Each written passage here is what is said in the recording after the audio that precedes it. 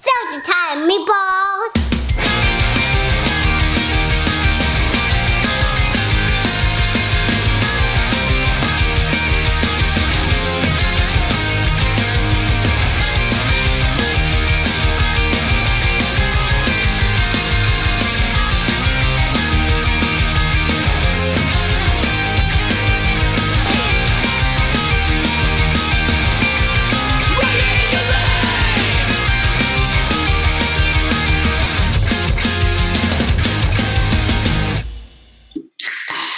What's up, you guys? Welcome back to another episode of the Seltzer Time podcast.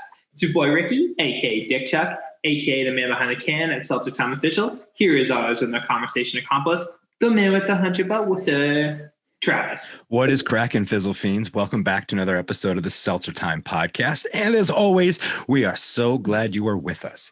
This week, we are talking to Jackie from the Worcester Voter Registration Initiative and our good friend Monika from the Mass Science Policy Network, all about voting, all about kind of last minute stuff to know. But before we get there, y'all know what we have to do. Hey, Ricky, how was your week? What that?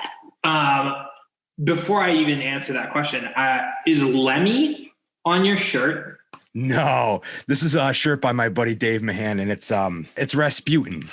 My buddy Dave Mahan is an artist, and he made it. Oh, okay. He was like a mystic, and he's old Russian. So yeah, we used to sell a beer called Old Rasputin at the dive. There you go. Yeah, pretty crazy. But yeah, how was my week? My week was pretty solid. So quick little rerun to last week. Yeah. I talked about watching the Menzingers live stream. Okay. And I think I said on the podcast last week that I was like, oh, I hope more of my favorite bands do it. And then like the day after we released the podcast, the Get Up Kids announced a live stream. That's awesome. So, I didn't see that. Pretty stoked about that one. It's October 29th. I will be sitting in my living room and watching another one of my favorite bands play. Pretty excited. I mean, that's really cool. Did you watch Saturday night? No, I am hoping to watch that tonight. I think, is it still streaming on HBO Max or something? Wait, what are we talking about? Are we talking about two different things? Run the Jewels? Yeah, so that was on YouTube. Yeah, it was then. Is it still on YouTube? Yeah. Oh, yeah. Oh, okay, cool. I know it streamed live on Adult Swim, but then they were like re-streaming it on HBO or HBO Max or something. Either way, I'm going to try to find it tonight. Okay. Did you watch it? I did. Was it good? Yeah, it's my stoke. So we'll talk more about it later. Cool. That's good to know because for a second, I kind of thought we were going to have the same stoke, and I'm glad that we don't.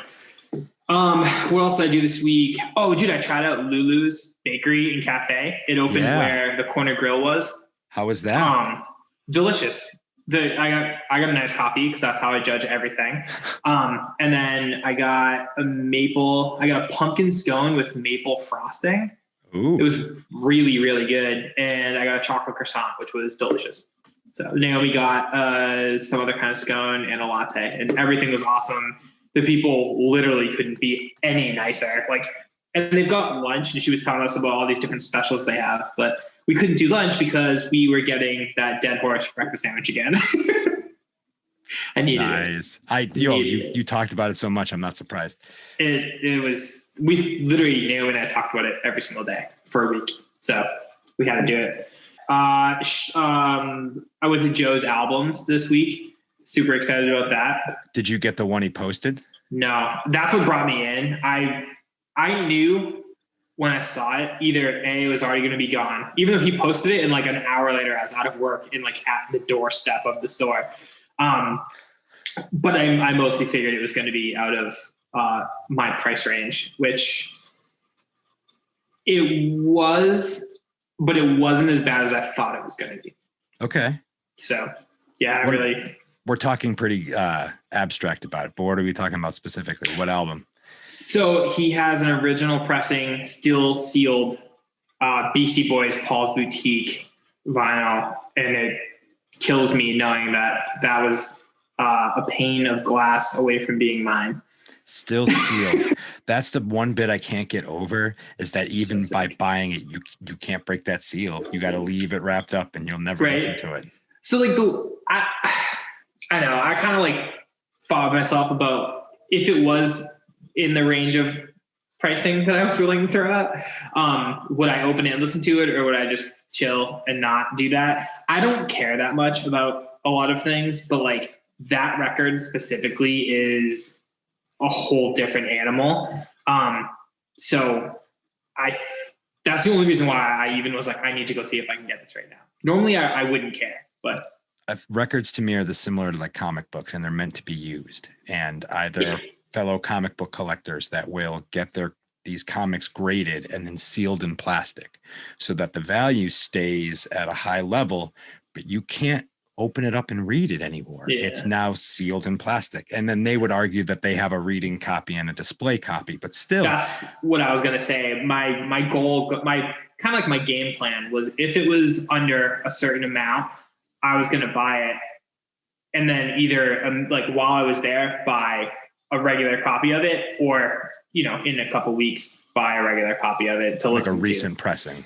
Yeah. Just one that, you know, it's whatever, but right. Cause like, dude, original pressing Beastie Boys, but original pressing that record Beastie Boys is just kind of, I need it in my life. Again, I'm not a collector, but the crossover is that Run the Jewels had a couple covers, and there's one of Howard the Duck where it's the fist and chain, and it's I'm sorry, not Howard the Duck, it's Deadpool. But to get that, I wanted to get that one issue. But again, I wanted the first run, and I wasn't going to spend the hundreds of dollars it would have cost to get it. Yeah.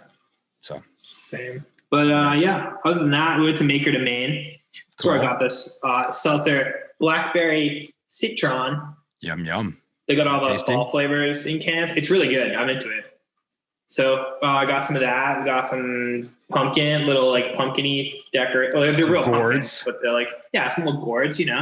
Sweet gourds. They just happen to be on this table. So we got a bunch of those. We got some cheese curds, which we'll fry up because that's gonna be so good, and some soup stuff.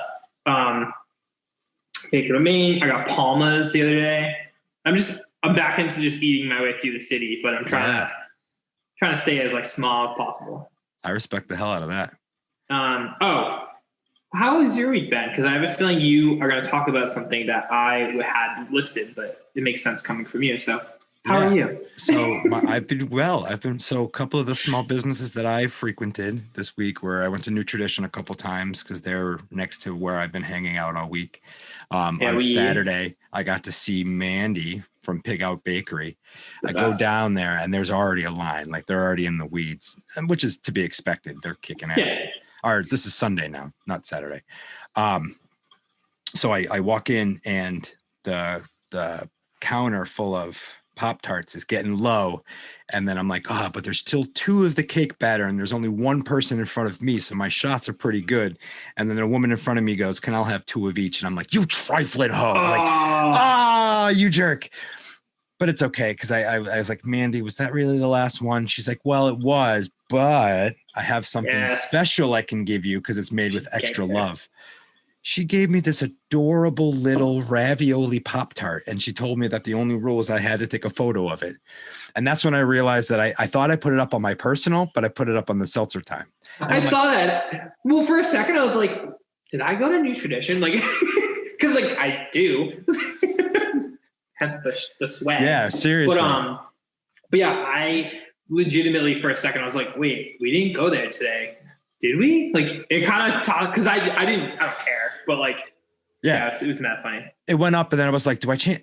Screw it. It's in brand. It's on brand. Let it ride. I also got some sweet corn dogs from CC Lowell because this is what they sell the spray caps in. It's a perfect size bag for spray caps because I've been working on a mural all last week, or not all last week, good amount of days last week. And it's really what I want to do today. I'm working on a mural at the REC Garden on Oriad Street, ran by REC, which is the Regional Environmental Council. It's the Youth Grow Garden. They work with like 200 inner city kids from the neighborhood, teach them how to grow vegetables and work the land. Super, super cool. I'm working on the project with my buddy Grim, where we're doing a collab mural where it's a young woman with all the vegetables that they grow kind of represented in her hair. and a messaging of keep going, keep growing. So That's dope. super pumped. Really Nice. close to finish. It's been awesome having like people come out and meet, like hang out with us. Big shout out to Kevin Law for hooking up with some donuts and some chill vibes. He's the best. So I'll tell you more about that. Kevin Law. Kevin fucking Law. Oh, miss that kid. Yeah, it was really, really good to see him. And again, he's just a ball of joy. So you just hang out with him. And I got more on that later. Cool. Sean Connolly's live album dropped. That was the other thing. Yeah, good point. I forgot about that. Hilarious. It's so good. It was the first. So, okay, I know we talked a couple weeks ago about Bandcamp, but and I made the mental note to get a Bandcamp account. And there's been a couple things that I really wanted to buy off of there, but I just never do because for the most part, everything I listen to is on Spotify, and I have always paid for that. So I do it, and then I just buy the vinyl of something if I really want to own it. So Sean had posted the pre-order, and I was like, oh, I got to do that. And I just kept pushing it off because that's what I do with everything. And then the record came out on Friday. So I started playing it on Spotify and then switched over. Oh, hold on 1 second.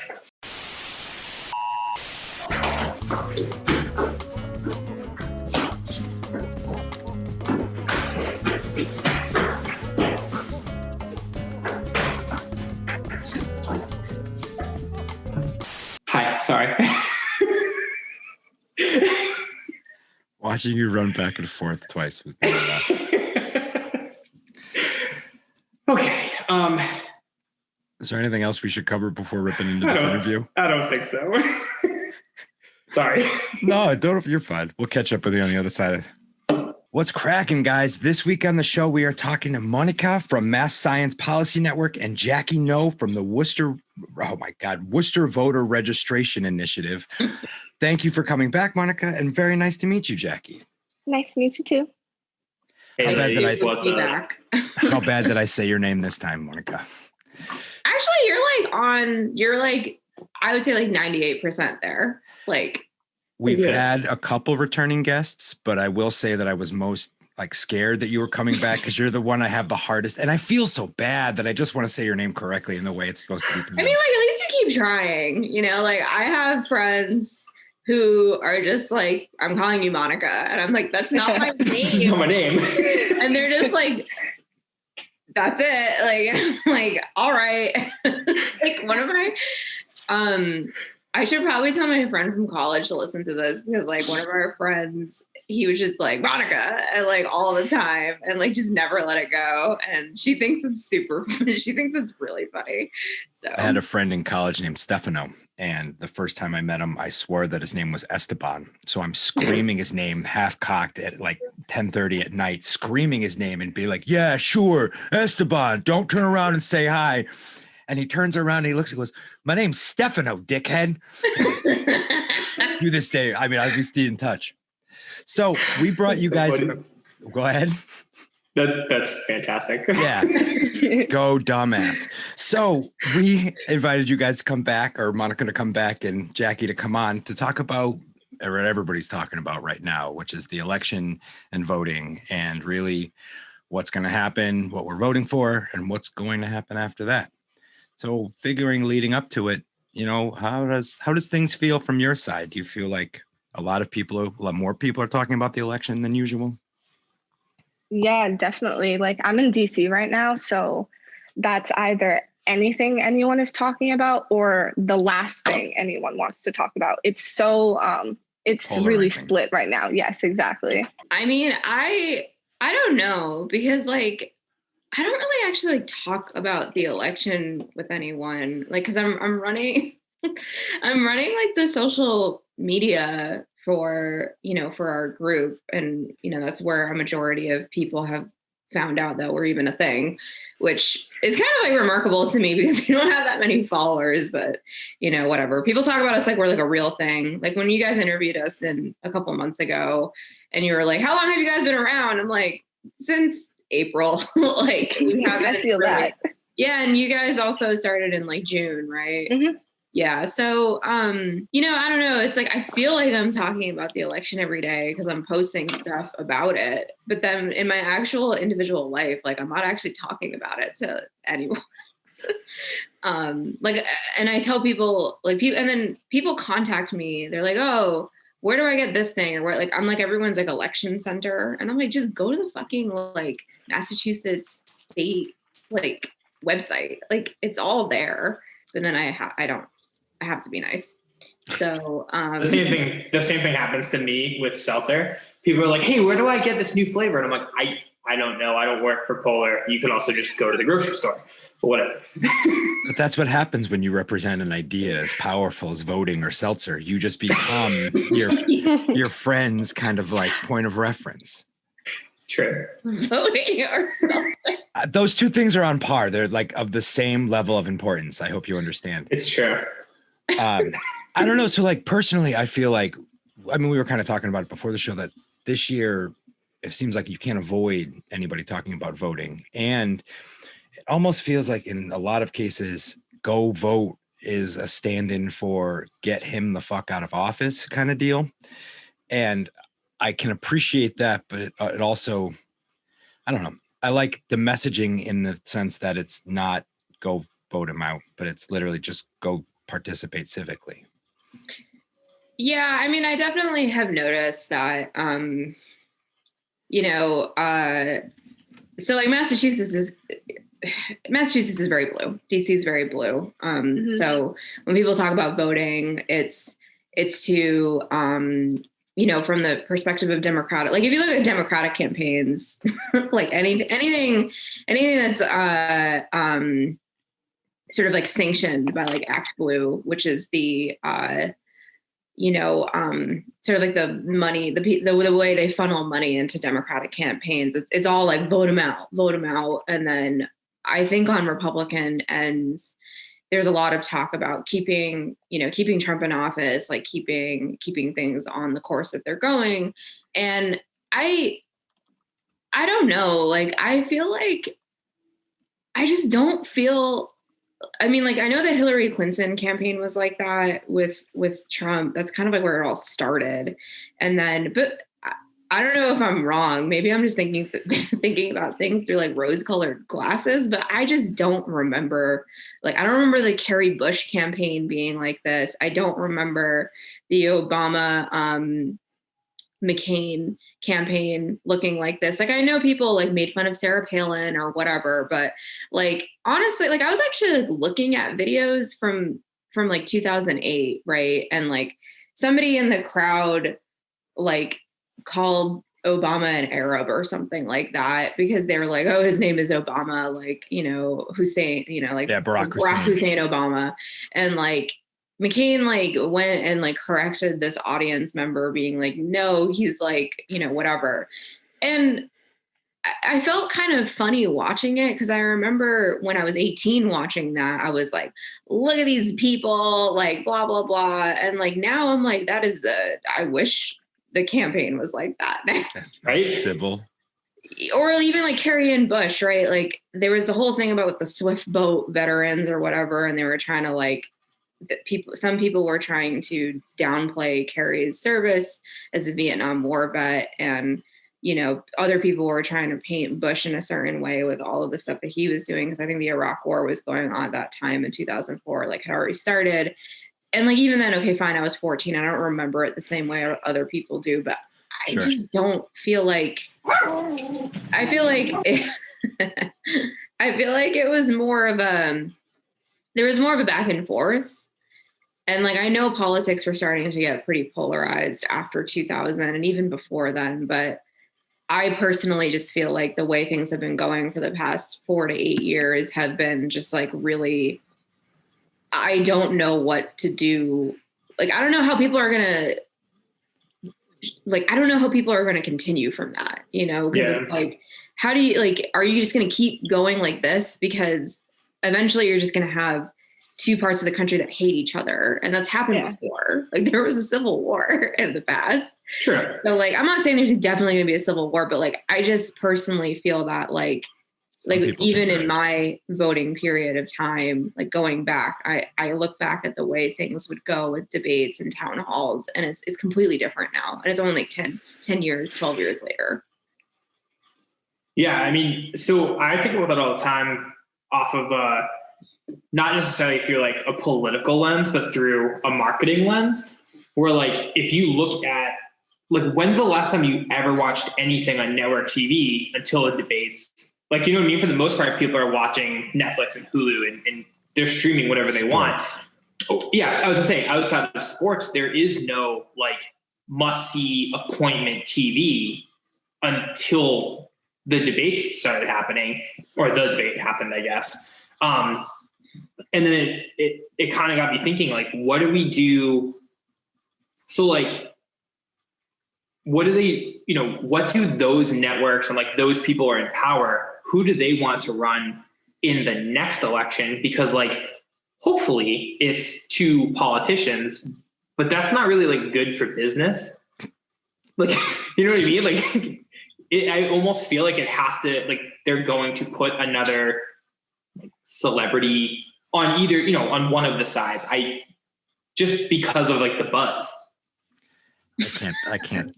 I don't think they'll. I hope not. I like to Me think too. that our government doesn't. I didn't even. I like to think that our government doesn't run like the WWF or WWE rather. It didn't before, but it does now. Yeah.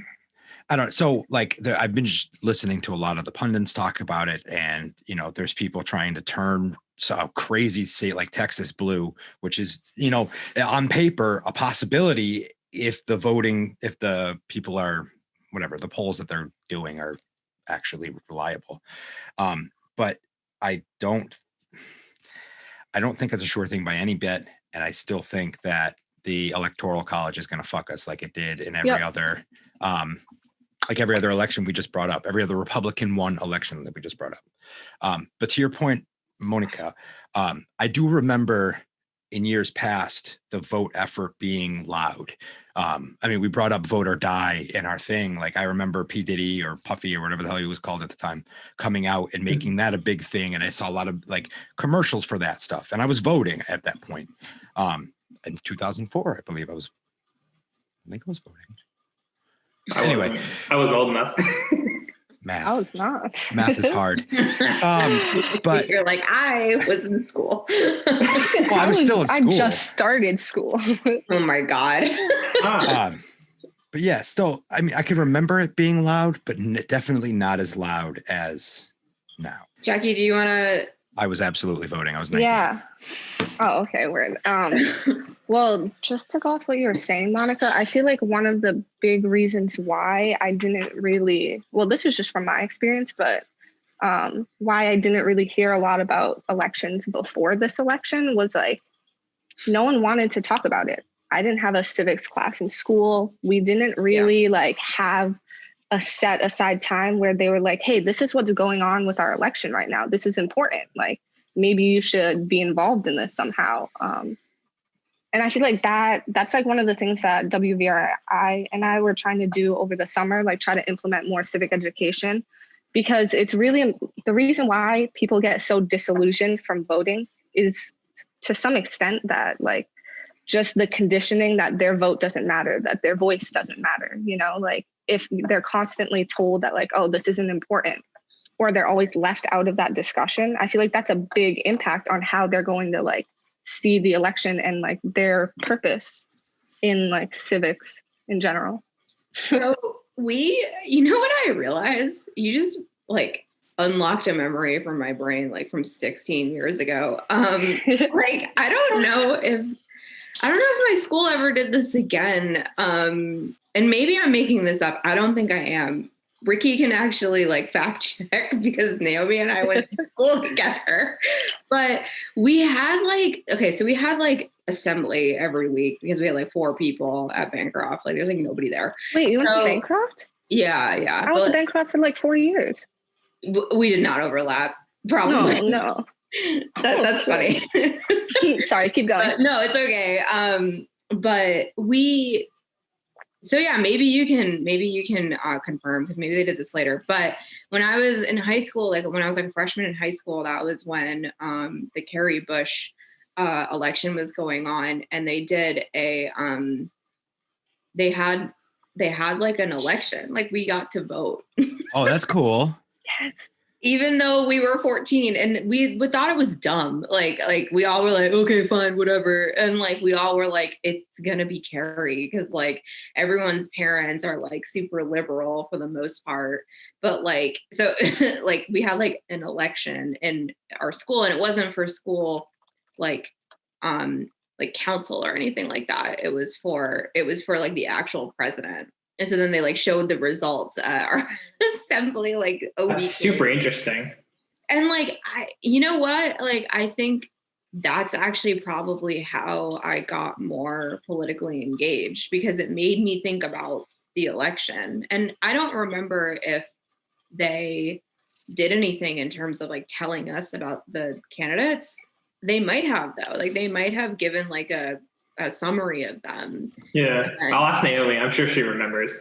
Yeah, I'm sure. Yeah, she probably remembers. But like, honestly, I think that's actually probably how I got more engaged. And then when I was like 17 or 18, actually, yeah, when I was 18, that was in the spring of 2008, which means that the primaries were going on. So everybody was talking about like Barack Obama and John McCain and whatever. And so I remember like being in a class like with my friend, and we were like talking about John McCain and like Barack Obama, but mostly John McCain, because I think he had just been chosen as the or was going, he was like the gonna be the RNC candidate kind of thing. So like, yeah, like I think you're probably right in that even though I didn't have civics education, they did something. Like they did one thing, and I still remember it. And I think it made enough of an impact on me to like actually give a shit about politics. But I don't know if anybody else's high schools are like doing anything like that. You know, mine definitely didn't. Yeah, for sure. I also went to like a small, like I went to West Boylston High School. There's like, you know, a couple hundred kids go there. Yeah, I didn't get involved in politics. I registered to vote at a Foo Fighters concert. Like I was 18, and then I think like maybe a month or two later was the show. And I just remember being at the DCU Center, and I knew like the only like political stuff I even knew was from Green Day and like NoFX back when like the Bush stuff was going on. And then all of a sudden this girl walked up to me outside the bathroom at the DC Center. She was like, "Are you registered to vote?" And I was like, "No, but I should do that." So I registered to vote there, and I voted like, I don't know, 2 months later or a month later in the first Obama run. I registered to vote the same day I signed up for the draft on my 18th birthday. Really? Yeah. Okay. Well, isn't that still a law? You have to sign up for the draft at 18 if you're an 18-year-old male? I think so, but they don't actually like use it. Oh, I know. Actually, no. Like, what is that really? Does someone come to your house if you don't sign up and they're like, you need to sign up? I wanted to be a good American. Somebody asked me about this like 2 weeks ago, and I was like, "Oh, I don't know if I ever did that." And they're like, "It's illegal for you not to sign up." And I'm like, "Well, then I definitely did." Like, I don't know. I've been an 18-year-old or older for like however 15 years now or something. Like, I'm pretty sure if I didn't do something, it would have caught up to me by now. Like agents come knocking on your door, Mr. Ricky Nelson. Yeah. I'm like, "Chuck, you don't want to take me to war. I'm not that good at anything." Are you like, DJ Dick Chuck? The DJ Dick Chuck? Jackie, just to circle back to learn a little bit more about Worcester Voter Register, like what you guys are doing, what WVRI is doing, and how did you get involved with that kind of an organization? So it's student led and like organized. Kenny Amoa, our CEO, shout him out. He reached out to me in like in May, I would say. And then that's when we started planning things. At first, I just started as like the social media director. We were figuring out content wise. But I feel like our biggest goal is just trying to raise voter turnout. Like, encourage voter and like civic education in Worcester public schools, starting from like middle school. And like Monika, when you were talking about like your like fake election in school, I remember doing that when I was at private school. But I've noticed that there's a big difference between private school education and Worcester public school education, like inner city schools. So that's what we're targeting. Just like there are so many voices in Worcester and so many different like diverse perspectives and beliefs. And the fact that our voter turnout rate in 2018 was around 17% was just unacceptable. Like part of that is just because most people didn't really care. They weren't taught to care. Well, that was also in reference to the municipal election, right? Mm-hmm. Like yeah, exactly. So that's kind of a segue into sort of like, okay, like what's next? Like we've got specific positions on the ballot, which is like a whole sort of like can of worms in it of itself. Because like people are aware of like the president and the vice president. They might be aware of senator, congressman. And then once you start talking about like state senator, state house representative, all that stuff, people are like I don't, does that really matter? It does matter, first of all. And second of all, like the turnout that you're talking about is like significantly less than what you will see now. Like they're going to report 100%. They're going to report historic numbers, and they already have, right? Like they've already reported like, oh, there was 1.7 million ballots that were cast for the state primary. We've never seen numbers like that. And then in 2020, and then they're most likely going to report very large numbers for the turnout for the general election on November 3rd, which is great. But what you're talking about is you're basically trying to project for next year, right? Like, so 2021, there's going to be a municipal election for Worcester City Council, probably for Boston City Council, Somerville, Cambridge, Springfield, like all of these cities. And then you're probably going to see this contraction of what you see now. And like, that's the worst case scenario, because that's actually what matters. Like especially for people in Worcester public schools, people staying in Worcester, people, whatever, like, this is all affecting their actual day-to-day life. And then people are getting real gassed up and bent out of shape about the president, when in reality, it's like, you look at the city council, you look at the state house, whatever, it's the same people. Like all of the races for state senate, state house, they're all uncontested in the Worcester districts. Ironically, yes, they are. I vote in Boylston, which is because that's where I actually moved back home. So I'm actually here now. Ironically, like for the Boylston like primary, there were like 3 women running for the state house. And I was like shocked that I was voting in like a hotly contested primary, even though I live in Boylston, Massachusetts, so it's just like, but that's what you want. Like you want that because fine, maybe even if the person I voted for or my neighbor voted for didn't actually get the actual nominee spot, like you, and I think that person's actually going to go on to actually no, they're going to be contested, but anyway, even if they do go on to an uncontested race, like we talked about this actually at the Worcester Caribbean event that we had last week, where it's like the primary actually matters the most, because that's where you get the chance to vote for somebody who aligns the most with your views, most likely. And then, and then the municipal elections, all of those matter a lot. So it's like, for me, when I look at this huge upheaval that everyone's feeling, and then also the inevitable fatigue that comes with that, because everyone's sick of talking about politics, I personally just feel like what that's going to amount to is just nobody caring at all about the elections next year. Because they're going to be like, okay, fine, we're finally done with that. We don't have to talk about it anymore. That's bad. That's bad. That's not what we want. Yeah. No, and how do you keep up that momentum, though? I mean, like, so 2 scenarios come to mind. If Trump stays in office, I imagine you're going to see far more people even more civically engaged in trying to figure out how to bring down but if Trump is defeated and Biden is elected, I think that plays into your scenario that you're building, that people are going to be like, okay, fine, now we're done. Like my mother-in-law loves to tout that she hasn't really been political her whole life, but this election is different. So I think that is a lot of people's feelings, where as soon as this is done, they're going to hope to not have to think about it for at least another 4 years, if not longer. If I'm being honest though, like I feel like there's a lot of people, especially like my generation or age of people, I don't think that we would view Biden winning as like, all right, it's over. Like I agree with that's that. more of like a Good. like I hear a lot of people like, would you rather like get shot in the head or shot in the leg? You know, like that's the comparison, you know? So getting shot in the leg still isn't something that I really want. And like hopefully people still hold on to that passion of like, we can do better than what we are right now. That analogy was used when it was Kerry versus Bush. Yeah, I know. Like, no, but with that, I love it. That's what I'm saying. And it also just goes to push to like, fuck, if we can go back in time and talk to past us, man, like, no, guys, this really isn't even that bad in terms, but I don't know. You were going to say something, Ricky?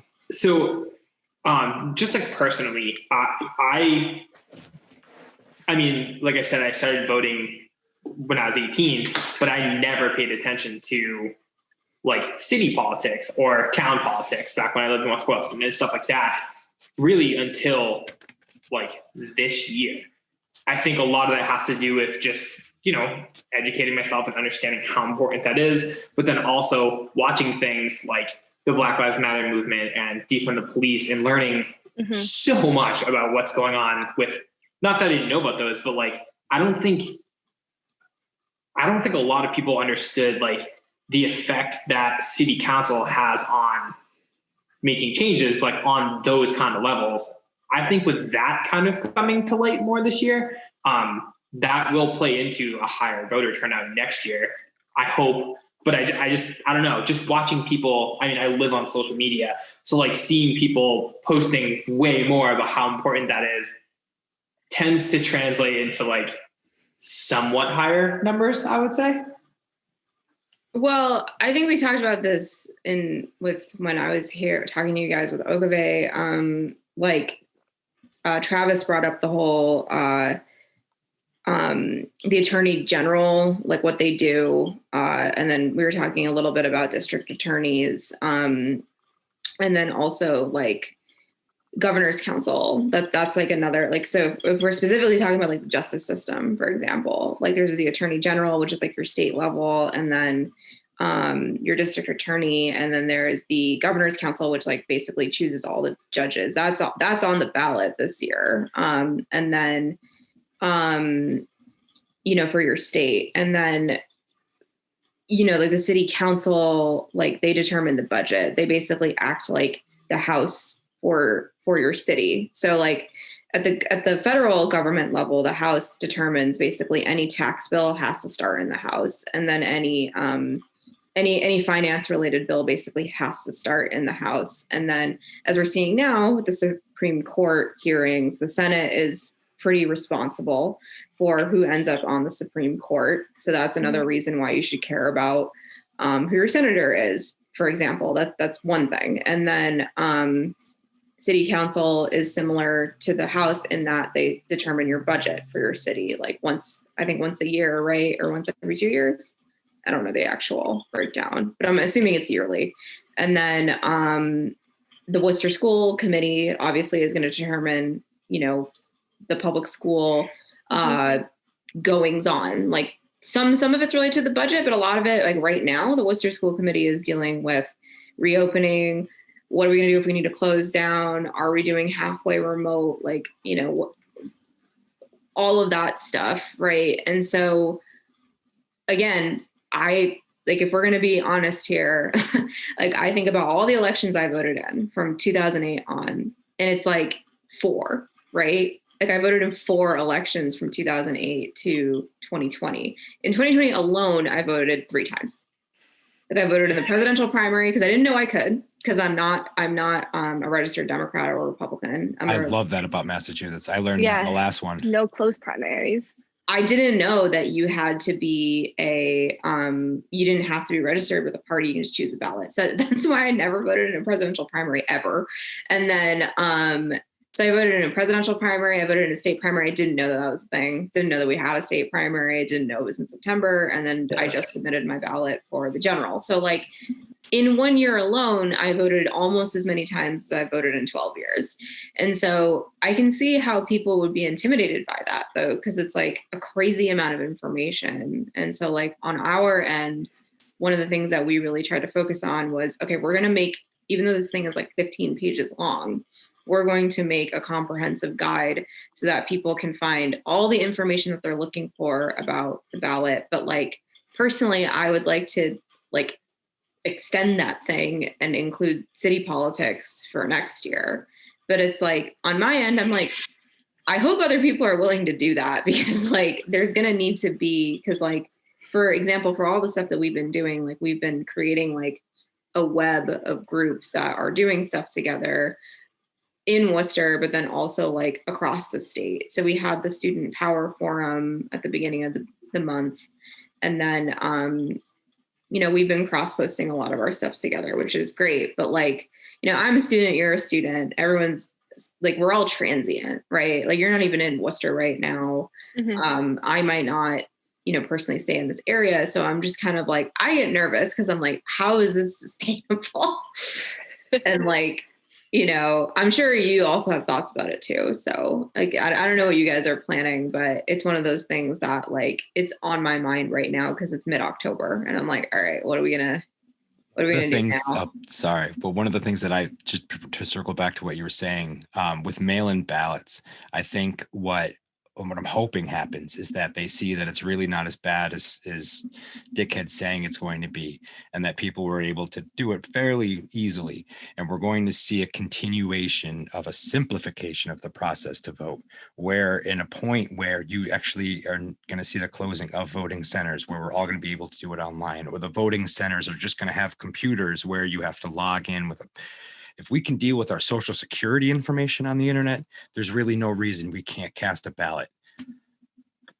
Yeah, like literally. So what astonishes me is how difficult this whole like mail-in ballot process is, and like just voting in general, because I can take a picture of a check and it'll instantly get into my checking account, but I can't vote as easily, like there's obviously something to that. Like, is there a reason why it's so difficult right now? Like, why are we making it harder for people when we're trying to actually tell them that this is important to do? It should be easier rather than harder.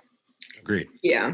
I mean, you get into the ideas of voter suppression and we can go down a rabbit hole, but if we're trying to continue having people feel like their voices are being heard, that their vote matters, simplifying the process and making it inviting to do, almost as easy as renewing your license online at the RMV. I mean, it should be easier. And then again, you have questions about access. I understand that not everybody has access to a computer or access to the internet. Well, that's okay. You now then mitigate out all these extra people, and then you create voting centers in those fucking communities where they can bring in fucking 30 laptops for a day and have people, you'd fly through a line. Yeah, they also kept changing everything. So like I have to follow like the mass elections Twitter and then just like take a screenshot of like what they post that day when they just change something. So like up until like end of September, it was like you had to send in your application for a mail-in ballot in the mail. And then all of a sudden it was like, okay, so it's available online. So then it was like, and I understand that like they don't have the ability to like advertise because like it's the government, they can't do that. But on my end, just like trying to like keep up with it to make sure that the correct information is out there. It's like there needs to be like a PR team, and like all of these people are. I'm serious though. It's like all of us have basically like WVRI, our group, other groups. Like we've all basically like volunteered to be the PR team for elections. Yeah. Yeah. You Which guys is have made fine, but like I don't know if I don't even know if I'm gonna be in Massachusetts in a couple of years, right? So it's like I feel a lot of anxiety. I don't know how anyone else feels, but I feel a lot of anxiety about like this role that I've taken and how like I'm sure someone else will do it, but it still requires somebody else to do it. Like, and I totally understand why people don't want to do it because they don't care or they haven't received, they don't know how to use Instagram or they don't know how to use Twitter. Like there's like so many barriers of entry, even just for somebody wanting to get involved, right? Like wanting to feel like they're part of it. And like, I know we're all just kind of like bringing up the problems with no solutions, which is fine. It's not any of our jobs actually to do that. But that's another thing that I'm thinking about, right? Like of like, okay, who's gonna even do it next? Like, is there gonna be motivation to do it next, right? Because if everything kind of like settles back to the status quo, are people going to care? I don't know. Like I think about the Obama years in Massachusetts and everybody was just like, oh yeah, this is great. Cause like we have like a super blue state and they're just like, whatever, like, and no one paid attention to anything. No, like I didn't even realize that we had a state legislature until this year. Like I didn't even understand that about my state government until now, you know? So like, I don't know. Like I agree with you, Jackie, that I do feel that you're, like, I guess like what, Travis, me and Ricky are all millennials. Yeah. So we're the generation that everybody was shitting on up until right now. Now it's like you guys are Gen Z, right? Because like they're all, I don't know what they say about you guys, but like it's mostly, from what I've heard, it's mostly like, they're really like political and like, you know, whereas with us, they're like, you're lazy. So, and you're entitled. And so like, I hope that your generation inspires people like myself and older to like continue to do it because you guys are doing a lot. And so, you know, I would like to hear about what you guys think is what needs to be done next. Cause most of you are like college students and high school students and you've got a lot on your plate. Yeah. Well, definitely. I feel like my generation's really radical. Like that's the adjective I always hear. And I'm like, is it radical for me to just not want people to be assholes? Like that's really all we want. Like I will respect your opinion as long as your opinion doesn't disrespect the life of another human being, you know? Like I'm not asking you to think exactly what I'm thinking. But one of my biggest fears, like Ricky, you brought this up earlier, about just like Instagram and social media in general, how it's like good at raising awareness. But I'm kind of nervous that it's going to do like an opposite type of thing. Like, so you guys remember Blackout Tuesday, and like when the petition of George Floyd, there were double the amount of posts for Blackout Tuesday on Instagram than there were for signatures on George Floyd's petition. Oh my God. Really? Doesn't that, yes, double, okay? And like my biggest problem with just like social media in general is just like performative action. You're doing it as like a symbol, like as like, oh, I just want people to think that this is what I believe. But there's no like real substantive change or like like there's no real path or like plan for what we're gonna do. You're just doing it to make yourself look good on social media, like to be some social justice warrior. And I'm like that's not cool if nothing is really going to happen, you know, because it's easy to just post a picture and be like, all right, I did my part, because it's not directly affecting you. And this is like the case for a lot of like social justice issues. People tend to only care about things when it affects them, when something like they're going to be hurt from it, you know, or like you always hear like, that's someone's sister, that's someone's daughter, instead of just that is a person, you know. There shouldn't have to be a connection to you or you being hurt for you to care that someone else's life is like damaged or they're suffering, you know. I feel like empathy needs to be emphasized more. But like politics. Oh, go ahead. This reminds me of Occupy Wall Street. Do you guys remember that? Yep. So like, I was basically like your age when, because you're like like you're in college, right? Like I was a senior in college when Occupy Wall Street happened. And so basically like that was our thing, right? Like that's like everybody, like people like left, like went to New York to go to Occupy Wall Street kind of thing. And like it was like the same exact commentary of like, what is this actually going to do? Like, this is all just a thing. Like, and people who were part of it were like, oh, but we're like here.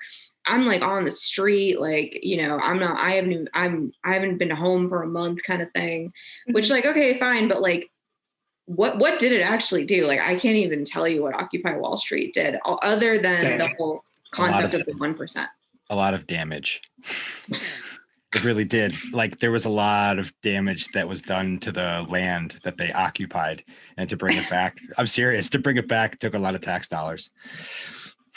Yeah. And like, so like Blackout Tuesday obviously isn't as like openly destructive as Occupy Wall Street, but like it's the same concept though, right? Of like, we have an idea, it's a symbol, but like what does it actually translate into? And like I remember feeling the same exact way of like, I don't understand why people need this connection for people to care. But I'm going to be totally honest, like the only reason I've been so openly like learning so much about the government and then sharing it with people is because in 2017, the sort of like the tax bill that was going through that was going to get rid of the tuition, potentially get rid of the tuition waiver for grad students, which would basically make me liable for my tuition that's as a PhD student that's waived.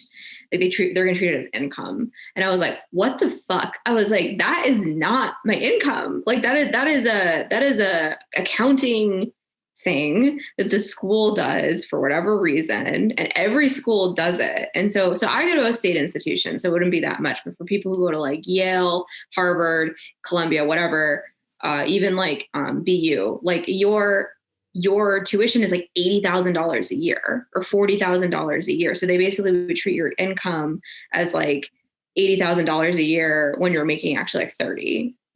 So then you would owe taxes. Wild.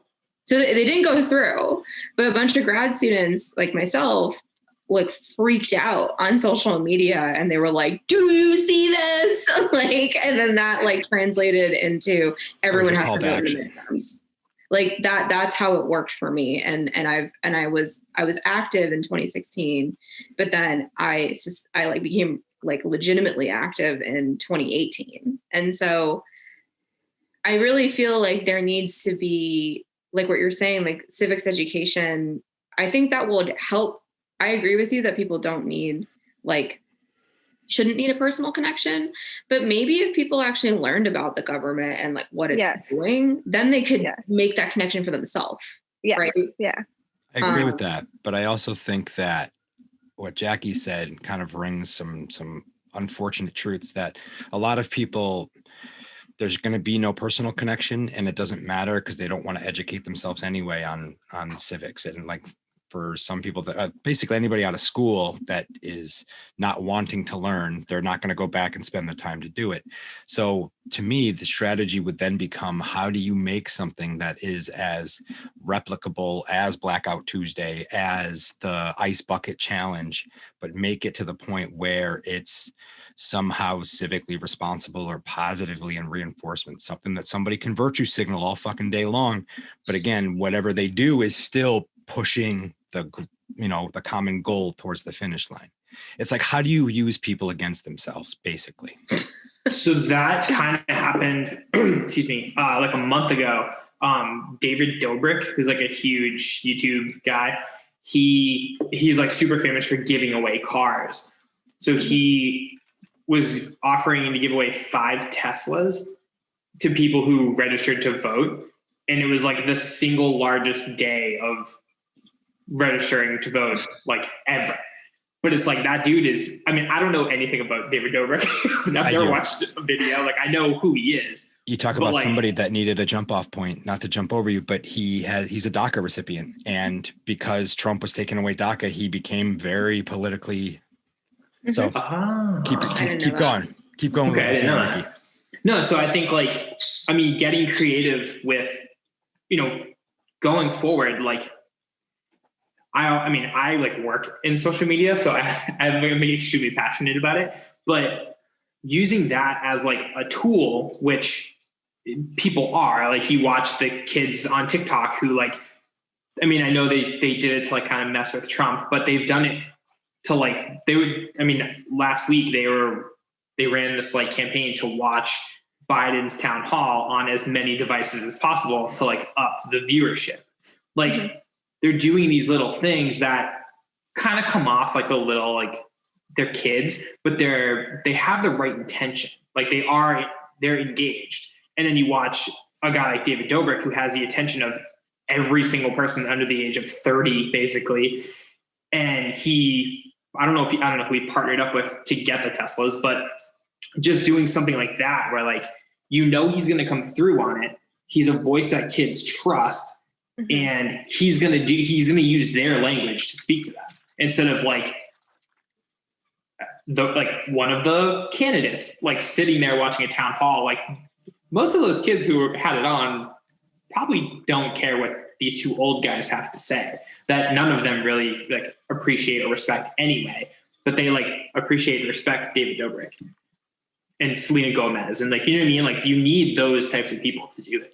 So you basically need those type of people to somehow sneak in education where they can teach people what voting does and, like, really what these individual positions do and why they're important, but they still come off as approachable. You know, it's basically knowledge wrapped up in a fart joke. Yeah. It's because they have a platform, though, like, Exactly. That's why when I see people who have that like audience reach, and you have so much influence on people, but you don't take advantage of that, it's kind of just sad, like, universities have a platform.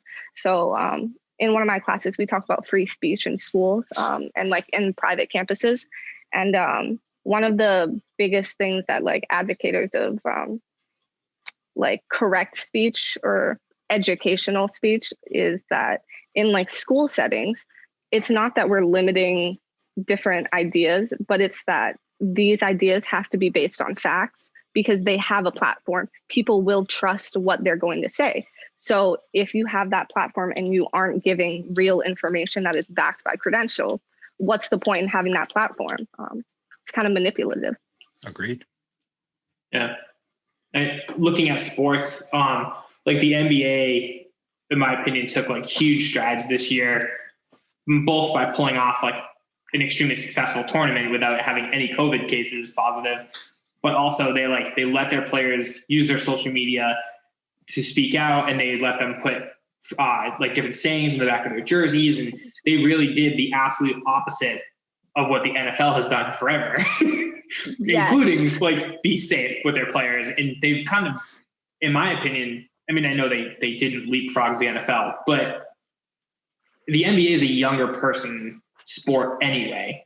And to like speak to younger kids the way that younger kids want to be spoken to, I think that is like a huge deal with going forward. Like you're always going to have the NBA and even the NHL to some respects was a little more like the players were a lot more outspoken, and they kind of like took the leash off of them, where the MLB, they don't let you use your personal social media for anything outside of like a brand deal or promoting a game or whatever. There's a lot more restrictions on it, which is completely insane.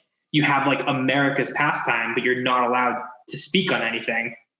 And then you have the NFL, who's the biggest sporting thing in North America, and they're not allowed to, or they choose not to use that platform. And then when they did use that platform, it became a scene.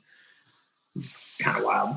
Yeah. They have no second guesses about selling you beer and cars. What were you saying, Monika? I was going to say that, I don't know. It's funny because like you guys are like saying, I was literally talking to somebody like on the phone last night about this very thing, like how Shaquille O'Neal was like never voted, and this year he's voting. Yeah. And my friend was like, it doesn't matter if he votes, like he's gonna be fine no matter what. I'm like, I know, but like it's not about Shaquille O'Neal voting. It's that Shaq recognized he had a platform to get people that care about him to maybe register to vote for the first time. He's like, I know, but like, why do we need that? And I'm like, I don't know, but like, it just is what it is. And either people are going to have something that affects their bottom line with like what I was talking about, where I might get taxed on money I'm not even making, versus this other guy being a DACA recipient and that potentially being taken away from him. Like, yes, unfortunately, like when people's bottom line gets affected, they start to care about this more. But what I am concerned about is that you have people who never had a bottom line because they already are marginalized, right? So like people like that, you know, they're like, I don't care because no one ever cares anyway, right? Like, why would I ever participate? Yes. Why would I ever bother? Because they're not in a position of privilege like me, where I was not getting messed around with, and then potentially I am.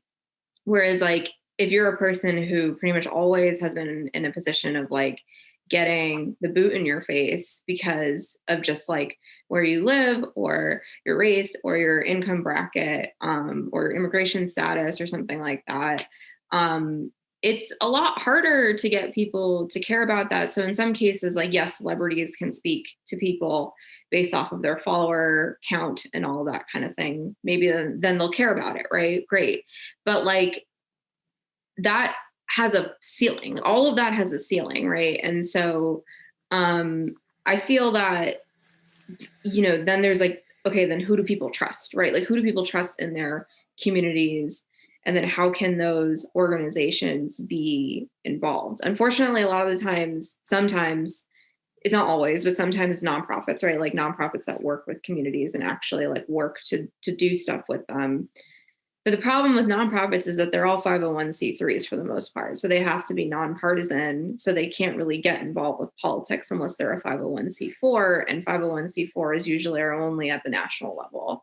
And they can do political activity. So it gets hairy, right? Because then it's like, all right, then who can facilitate this? Like who, like for example, in Worcester, like who is the equivalent of the NBA in Worcester, or Shaquille O'Neal or David Dobrik? I don't know this guy. Joyner Lucas. Sorry? Oh, just Joyner Lucas, maybe. That's probably He's always seriously though, right? Like who can we think of? Because it is, yes, the national level is important, but like when you get down to the microcosm of each individual city or state, then it becomes this question of like, okay, how do we facilitate this on the lower level? And I don't have an answer to that, but like, I personally feel that that's one of the things that I'm concerned about, because it's like, you're expecting nonprofits to do a lot of this work, and sometimes they do, but they really, really, really have to be careful about how much political activity they're engaging in, because they cannot do it. They will lose their 501c3 status if they keep doing it. And so then it now becomes the honestly, probably the chore of local media, like people like you guys that are having people like us on your podcast. Well, I was going to say, like, yeah, Worcester doesn't have like a David Dobrik, or, I mean, even Joyner Lucas, like he's only in Worcester for like 2 days a year.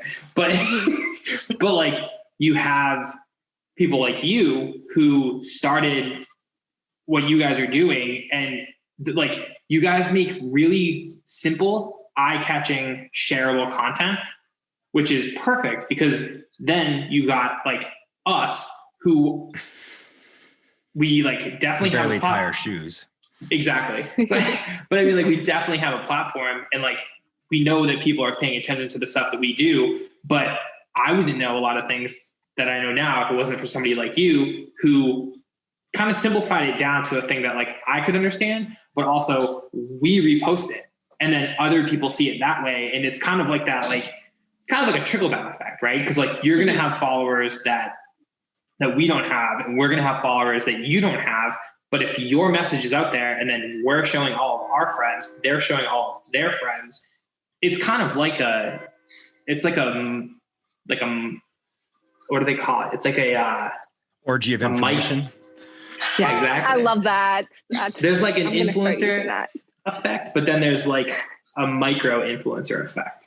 I think in terms of politics, the micro influencer is more important because people trust you in your opinion and they trust us in our opinion. And like,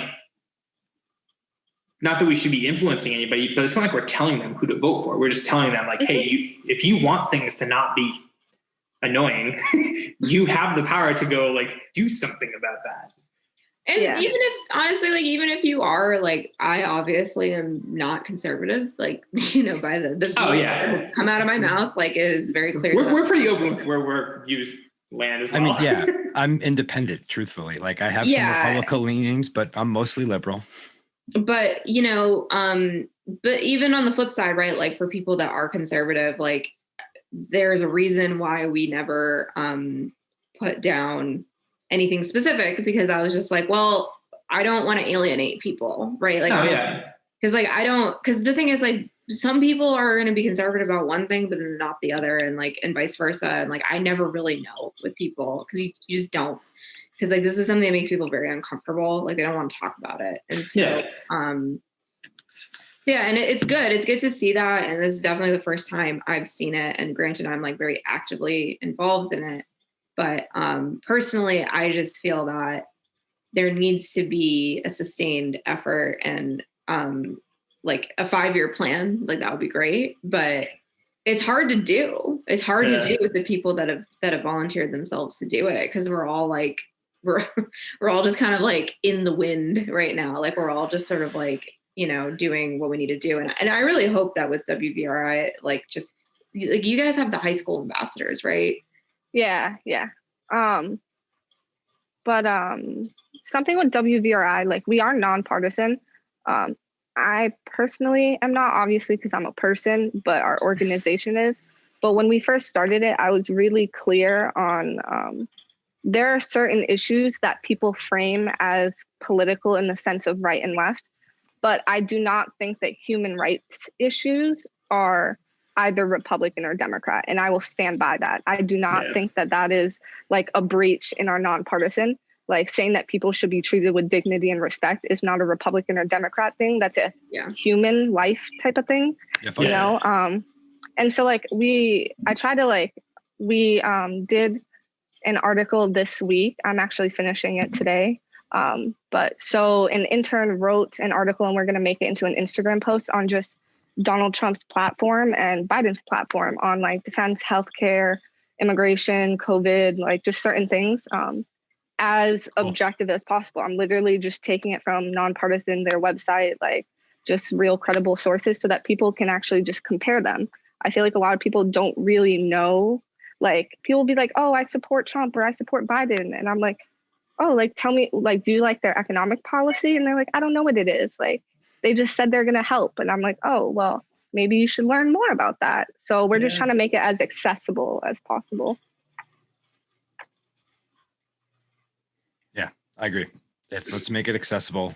Potentially, let's consider an event with Joyner Lucas and Dennis Leary where they get to come out and tell everybody to come vote. Maybe we get Ricky, whatever his name is, from The Voice. And oh yeah, I think you were me. I was like, wait, what? No, the more important Ricky. Just kidding. Is there anything you guys want to throw out there before we let you guys go? Oh, we didn't get to talk about ranked choice voting. Oh yeah, you want to do it? Want to do that? Let's do that. No, I genuinely appreciate how upset you were about that we didn't get a chance to talk about. I will talk about. I even have my book. Oh my God! Talk about it. Yes, I mean, let's do it. We talked about it on. We talked about it on. No, this is good. This is good. We talked about it on the town hall we had last week with the state senators. So it was State Senator Moore and Chandler, who are the Worcester representatives, and then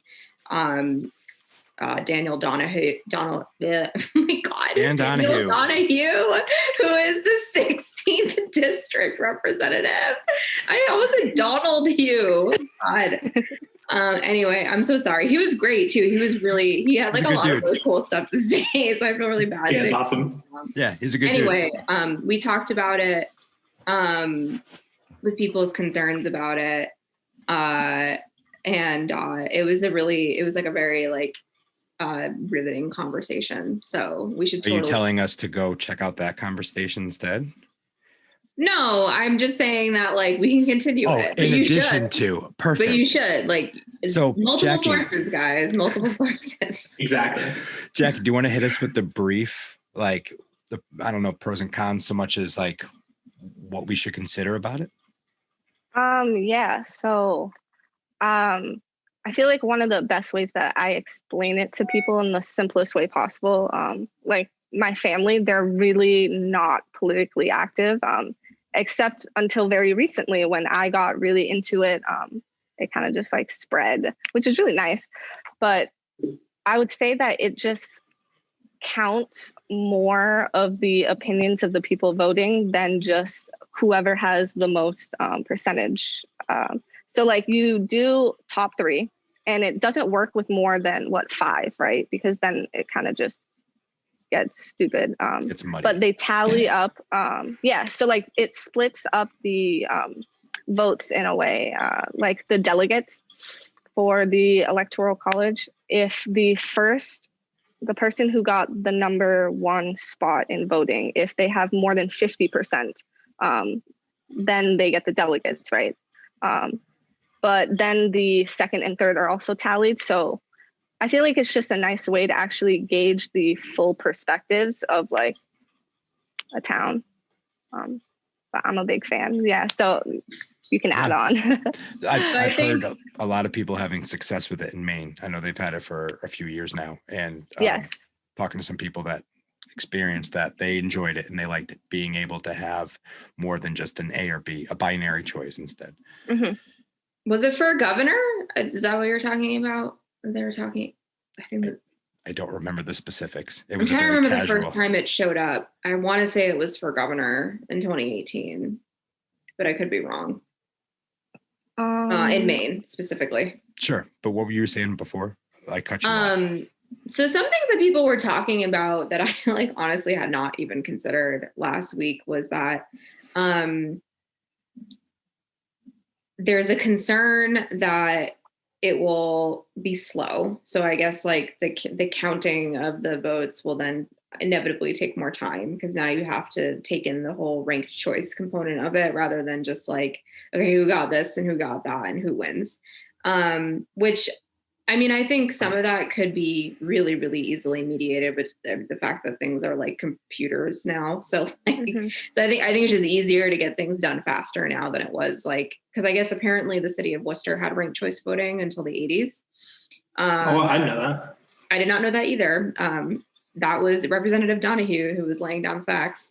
And then Senator Chandler was talking about how she was like, in off, or I don't know if she was in office. I think she might have been when it was happening. And it took a long time, but it was, I guess the reason that they have the district seats and the at-large seats now on the Worcester City Council is because there was overrepresentation of the West Side on Worcester City Council. So then they divvied it up into districts and then had the at-large seats.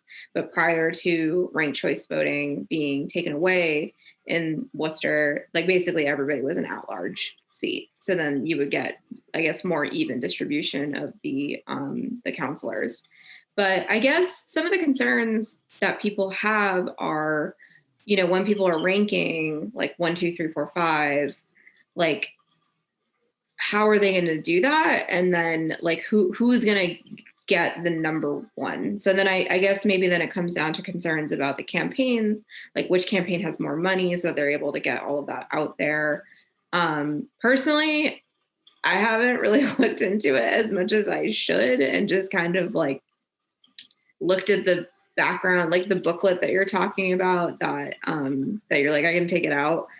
They have the arguments from both sides, right? Like they had the argument from the yes camp and the no camp, and their campaign, they're like political campaigns, so they're very like opinionated. Like you're going to be reading like just straight up opinions on either side, and you can kind of, I guess, maybe gauge what opinion feels best to you when you're making that decision. That booklet is also available as a PDF on the Massachusetts State Commonwealth website, so you can like pull it up on your computer and read through it. I know nobody talks about the right to repair law, but that's question 1. And that's also an important question as well. And so the opinions for either side of that are in there. I kind of like took a cursory glance through it and then just chose whatever. But people seem to think it's going to diversify the candidate pool. I don't know what you guys think about that, though. I don't know enough about it.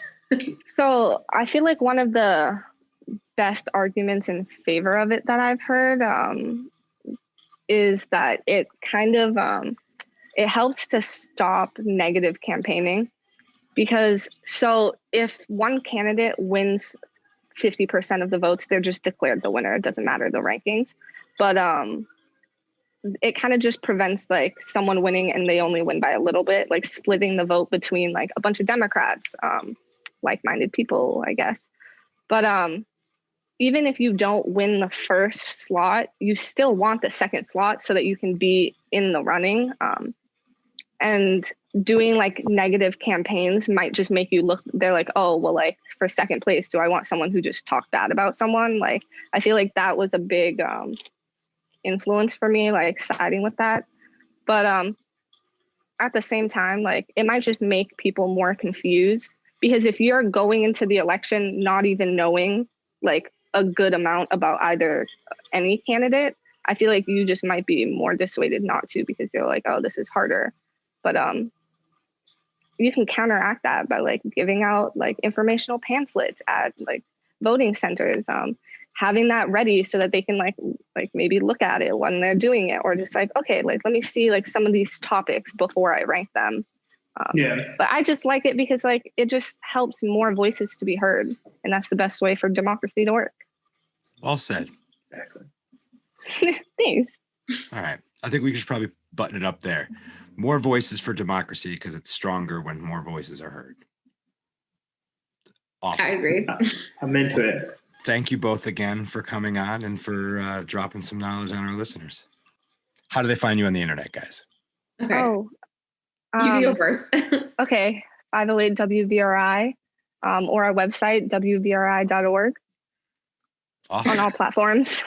Easy. Twitter, Instagram, Facebook. Yeah, and then we're same in terms of like Instagram, Facebook, Twitter is MASCIPOL network. So Massi Paul network. It's not easy to say. But yeah, same places. We'll eventually have a website too, but we're still working on it. Well, I want to thank both of you for coming on and for spending the past 45 minutes talking with us about voting and stuff. And thank you for what you're doing for trying to get the knowledge out there. Yeah, this was really fun. I love just talking. Yeah, thanks for having us. Well, that was super fun. Always a good time talking to Monika and meeting Jackie for the first time. It was super cool learning about what they're doing to kind of get out the vote and continuing to educate people. That was a great conversation about simplification. I mean, there's so many parallels that can be drawn between marketing and getting just the voting effort out, and understanding how people react and do things. Basically getting them to do what you want them to do is interesting. Exactly. I mean, like I said in the thing, the interview, my bad. In the interview, like having Monika's platform kind of break down the issues and just kind of getting resources out there and making it as understandable as possible and unbelievably easy to share that information. I think it's a huge asset. Nobody wants to hear like me talk about that stuff, and I don't know enough about it to pretend like I'm like this expert. So it's kind of cool to have somebody who knows a lot more and understands that world a little bit better, kind of break it down, make it easily digestible. And it's only going to help further the message and get more people in line, or not in line so much as more people understanding the power and the importance. So thank you, ladies. You guys are fantastic. Thanks. Ripping into some Stokes and Pokes. Let's do it. Take us away, Solon. When you hit them with those Stokes, ow! Gotta slap them with those pokes. Oh, yeah. Stokes and pokes. All right. So I'm going to start with a poke. I normally, like we were talking about, I am working on a mural out at the REC Garden in Main South, Oriad Street. The other night we projected, this is now Wednesday night, I believe. So I got my outlines done that night, and Jess Walsh, being as amazing person as she is, got us pizza because we didn't eat and we were just too busy working to eat. So she made sure that Grim and I had some food. Grim, Mike and I, Mike P, shout out Mike P. And then we took that pizza, left it in the car overnight because we knew we were going back on Thursday to do a full day of painting.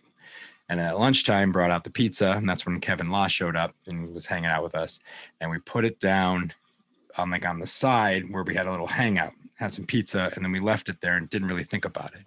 Then like 4 o'clock comes, and Grim's like, man, I'm gonna go grab another slice of that pizza. And I pop my head around the corner, and there's a cat just on top of the pizza box. And we were like, what the fuck? And the cat looks up and it has half a slice of pizza in its mouth, half eaten. It's like a half-eaten pizza beard. And the cat just like looks at us, drops the pizza and runs.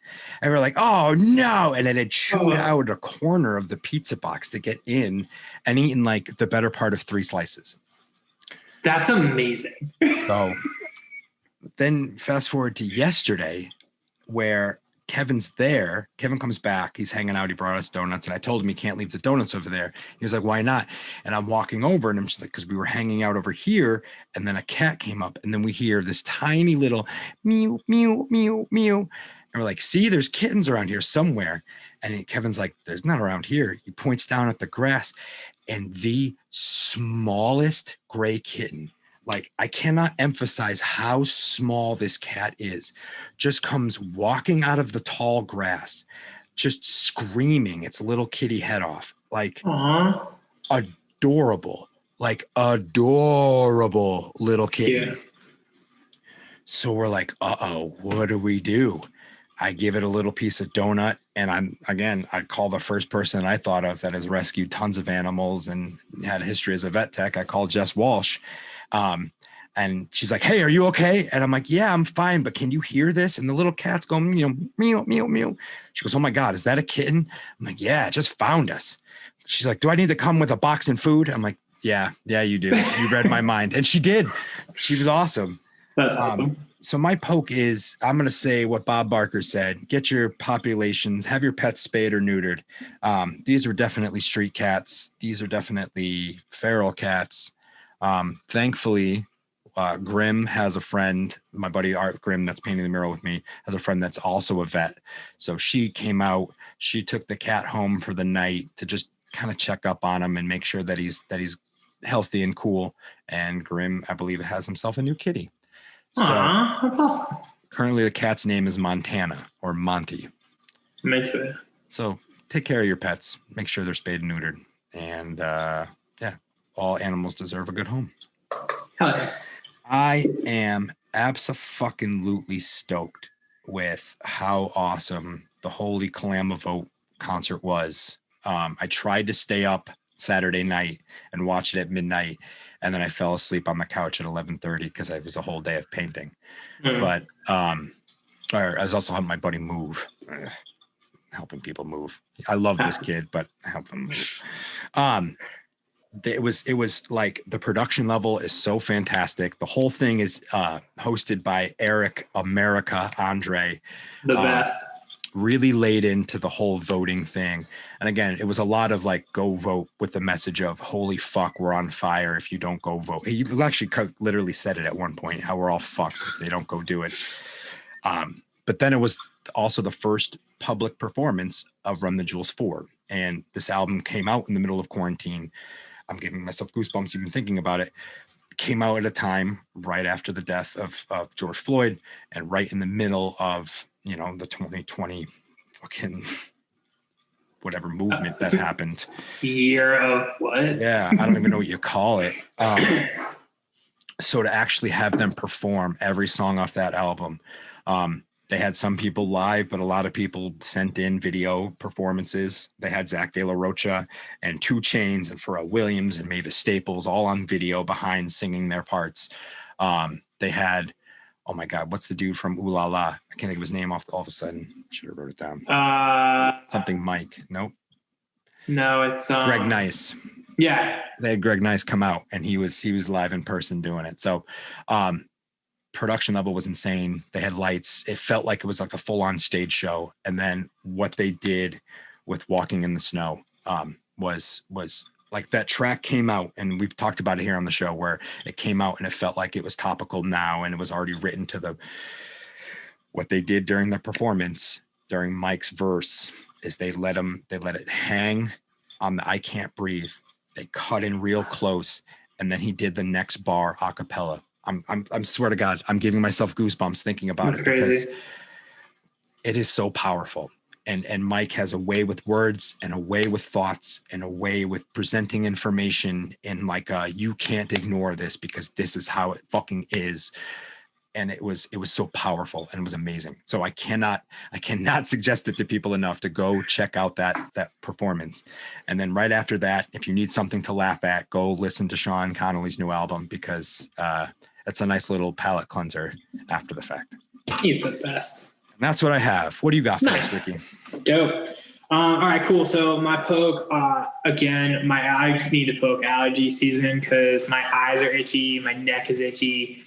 I'm so sick of Benadryl and like my mouth is dry. And it happens to me like, it actually doesn't even happen every year, but it usually like when it does, it's like once or twice a year. My allergies kind of flare up and I didn't even get like a warning shot this year. Like usually it's like the night before I'm like, oh no, I can kind of feel it. I'm getting, this like rawness. And I'll like pop a Benadryl or two and go to sleep and wake up in the morning and I'm totally fine.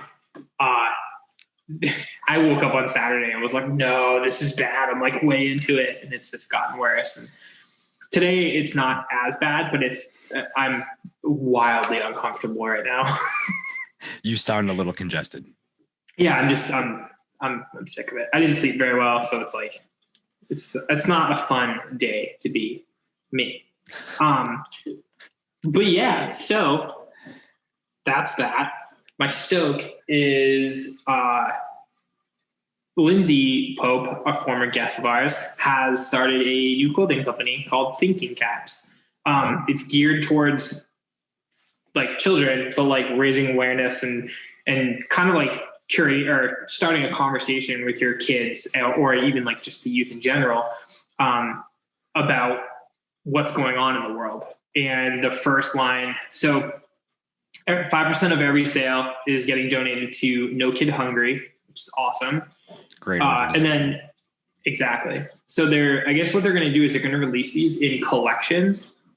So like right now, the first collection is called Fight for Your Rights, where they talk a lot about, voting and like it's geared, obviously like none of these kids are like old enough to go vote, but just getting them kind of aware of what's going on and why it's important and what some of these issues mean, while having like really fun, like cool ass little designs. And she's got like a bunch of like cool trucker hats and they come in like adult sizes too. So that way, like, adults can wear them as well. You could match your kids. Exactly. But yeah, then they've got like one that's dedicated to the post office, which is really cool. Homeschooling, and then my favorite one says the young are at the gates. I think it's like such a badass battle cry.